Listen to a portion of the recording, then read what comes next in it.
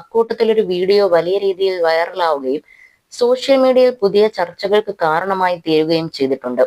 പ്രണവ് മോഹൻലാലിന്റെ വീഡിയോയാണിത്. തിയേറ്ററിലേക്ക് വരുമ്പോഴും സിനിമ കണ്ട് തിരിച്ചിറങ്ങി പോകുമ്പോഴുമെല്ലാം പ്രണവിനൊപ്പം ഒരു അജ്ഞാത സുന്ദരിയെ കാണാം, അതും വിദേശിയായ ഒരു വനിത. ആദ്യമായാണ് താരകുടുംബത്തിനൊപ്പം ഒരു മിസ്റ്ററി ഗേൾ പൊതുപരിപാടിയിൽ പ്രത്യക്ഷപ്പെടുന്നത്.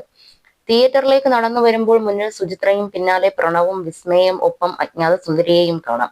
തിരികെ കാറിൽ കയറിപ്പോയപ്പോഴും പ്രണവ് വിസ്മയ്ക്കൊപ്പം ആ പെൺകുട്ടിയെ ഭദ്രമായി കാറിൽ കയറ്റി അയക്കുന്നതും കാണാം.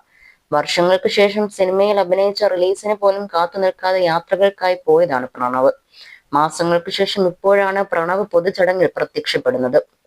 ഇതോടുകൂടി സോഷ്യൽ മീഡിയയ്ക്ക് ചൂടുപിടിച്ച ചർച്ചകൾക്കാണ് തിരികൊളുത്തിയിരിക്കുന്നത്. പ്രണവ് മുൻപ് സ്ഥലത്തില്ലെന്നും സ്പെയിനിലാണെന്നും പ്രണവിന്റെ അമ്മ സുചിത്ര മോഹൻലാൽ പറഞ്ഞിരുന്നു. പ്രണവ് സ്പെയിനിൽ എവിടെയോ ഒരു ഫാമിലാണ് ജോലി ചെയ്യുന്നതെന്നും ശമ്പളമൊന്നുമില്ല, ജോലി ഭക്ഷണം മാത്രവും